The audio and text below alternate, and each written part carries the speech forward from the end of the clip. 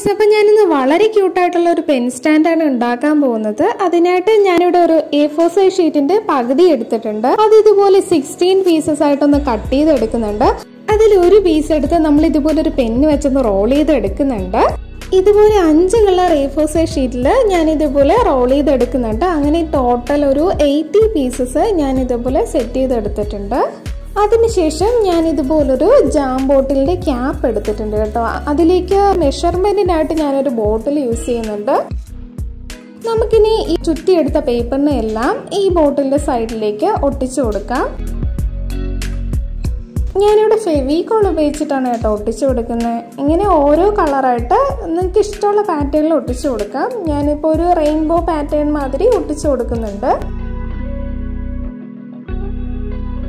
അങ്ങനെ ഏകദേശം നമ്മൾ എല്ലാം ഒട്ടിച്ചു കൊടുത്തിട്ടുണ്ട്. ഇനി നമുക്ക് കുറച്ച് ഉണങ്ങാൻ വയ്ക്കാം. ഞാനിവിടെ 3 ലെയർ ഇതുപോലെ സെറ്റ് ചെയ്ത് എടുക്കുന്നുണ്ട്. എന്നിട്ട് നമുക്ക് ഈ ജാം ക്യാപ്പിലേക്ക് കുറച്ച് ഫെവിക്കോൾ അപ്ലൈ ചെയ്ത് കൊടുക്കാം.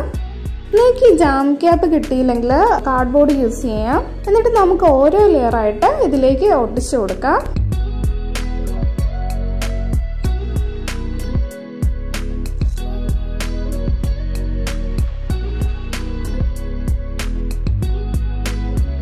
അങ്ങനെ നമ്മുടെ 3 ലെയർ ഇങ്ങനെ ഒട്ടിച്ചു കൊടുത്തിട്ടുണ്ട്. അതിനുശേഷം ഇതുപോലൊരു ഗ്ലിറ്റർ ഫോം ഷീറ്റ് റിബൺ ഷേപ്പിൽ കട്ട് ചെയ്ത് ഈ ഗ്യാപ്പിലൊന്ന് ഒട്ടിച്ചു കൊടുക്കുന്നുണ്ട്. അതിനുശേഷം ഈ ഗ്ലിറ്റർ ഫോം ഷീറ്റിൽ ഇതുപോലെ പഞ്ച് ചെയ്തെടുത്ത കുറച്ച് ഫ്ലവേഴ്സ് കൊണ്ട് ഈ ബോട്ടിൽ ക്യാപ്പ് ഒന്ന് ഡെക്കറേറ്റ് ചെയ്ത് കൊടുക്കുന്നുണ്ട്. അങ്ങനെ നമ്മുടെ ക്യൂട്ടായിട്ടുള്ള പെൻ സ്റ്റാൻഡ് ഇവിടെ റെഡി ആയിട്ടുണ്ട്. അപ്പൊ അത്രയേ ഉള്ളൂ നമ്മുടെ വീഡിയോ. ഇഷ്ടപ്പെട്ടാൽ ലൈക്ക് ചെയ്യുക. അപ്പൊ മറ്റൊരു വീഡിയോ ആയിട്ട് കാണുന്നവരെ ബൈ.